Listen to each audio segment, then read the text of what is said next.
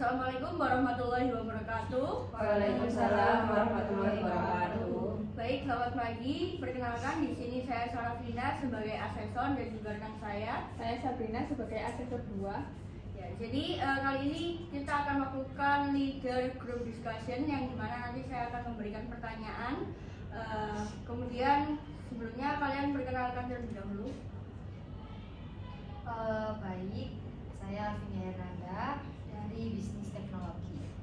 Saya Adi Maulidia dari Chief Operating Officer. Saya Falgita Savitri dari Chief Financial Officer. Berliana Idiva Aulia dari Chief Distribution Officer. Ini ada soalnya, bisa dibacakan.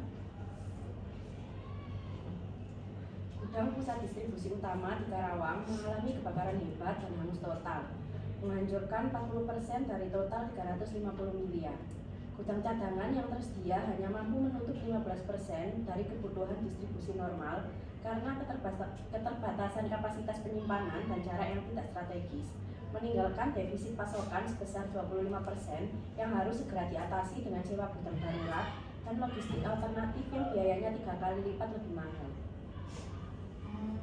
Baik, izin menjawab dari kasus tadi, bahwasannya masalah utamanya yaitu ketergantungan gudang tunggal tanpa redundansi yang memadai, plus lokasi cadangan yang tidak strategis, picu inefisiensi distribusi dan lonjakan biaya.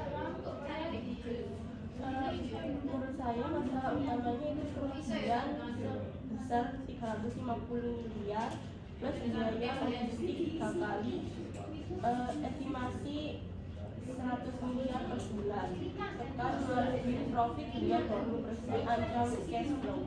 Menurut saya, masalah utamanya yaitu kekurangan pasokan bisa memicu keriuhan pelanggan massal di medsos, rusak citra pasca krisis boykot sebelumnya.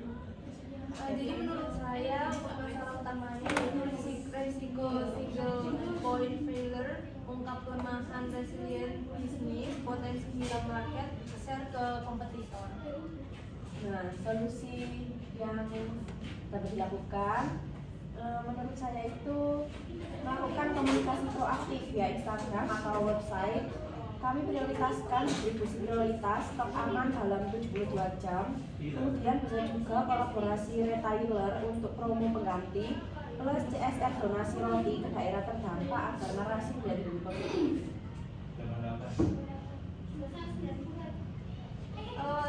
Menurut saya untuk solusinya itu bisa dengan adopsi model just in time dengan 3 gudang regional yaitu Jawa, Sumatera, luar Jawa. Kemudian investasi teknologi, monitor gudang dan simulasi disaster recovery tahunan, target pemulihan 100% dalam 1 bulan sambil ekspansi produksi Baik, kalau menurut saya mungkin kita juga perlu sewa gudang darurat yang dekat sama pusat antara Jakarta sampai dengan Bandung dengan merealokasi stok regional via truk tambahan dan audit supply chain untuk batasi dampak 1-2 minggu. Jangka panjangnya kita bisa bangun 2 gudang cadangan baru dengan asuransi yang penuh. Kalau menurut saya itu kita harus mengaktifkan polis asuransi untuk mengklaim cepat nego kontrak sewa gudang bulanan, dari tahunan, dan diversifikasi supplier roti sementara untuk kurangi impor darurat. Lalu pantau ROE dengan laporan harian agar harus jadi stabil. Baik, bisa disimpulkan dari masing-masing solusinya. Yang pertama itu tadi kita bisa fokus pada pemulihan distribusi darurat dan rencana cadangan fisik jangka panjang. Yang kemudian mengamankan arus kas melalui klaim asuransi dan kontrol biaya darurat. Yang kemudian melindungi citra dengan komunikasi proaktif dan menjaga hubungan pelanggan. Untuk yang terakhir yaitu dengan membangun ketahanan sistemik melalui transportasi rantai pasok dan teknologi. Jadi begitu. Jadi untuk pertanyaan yang kedua, PT Nippon Indosari menghadapi tekanan persaingan produk roti sehat dan artisan seiring meningkatnya kesadaran konsumen terhadap pola hidup sehat. Sementara pertumbuhan pasar roti sehat mencapai 9% per tahun. Portofolio produk perusahaan masih didominasi oleh konvensional, menyebabkan kontribusi penjualan dari segmen premium dan sehat belum optimal. Menurut saya, portofolio kurang variatif, gagal tangkap tren low sugar atau gluten free yang dipilih nanti para milenial, sehingga kontribusi segmen premium kurang dari 10% total penjualan. Menurut saya untuk masalah utamanya itu positioning masih roti harian murah itu bukan sehat yang praktis, terus kalah brand awareness dari kompetitor artisan seperti kayak roti lain gitu.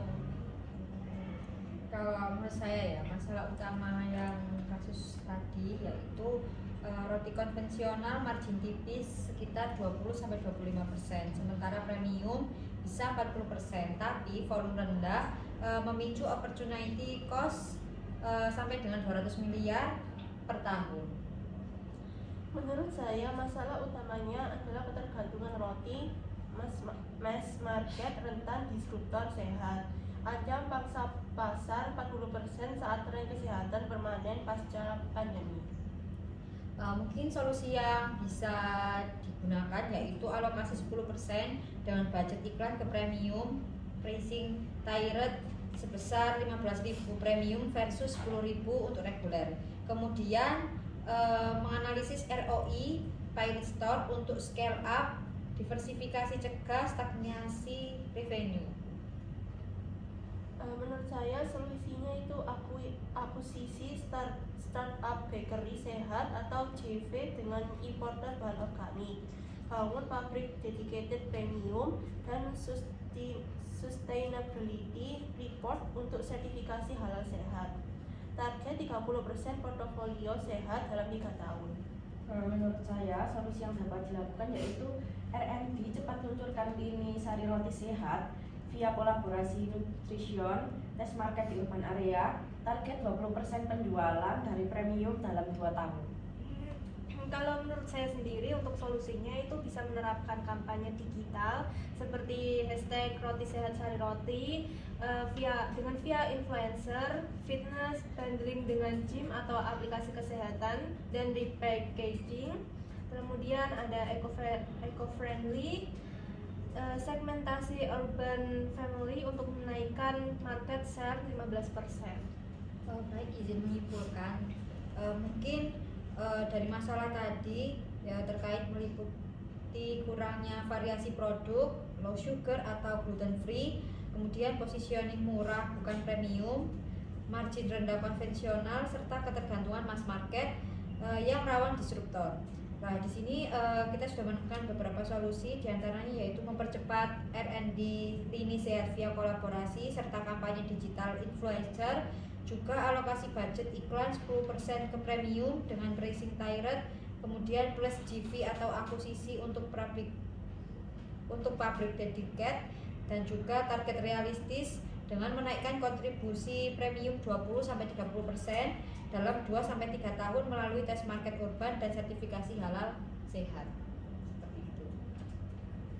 Baik, sekian untuk kegiatan SDG kali ini. Terima kasih saudara-saudara atas jawabannya. Wassalamualaikum warahmatullahi wabarakatuh. Waalaikumsalam warahmatullahi wabarakatuh.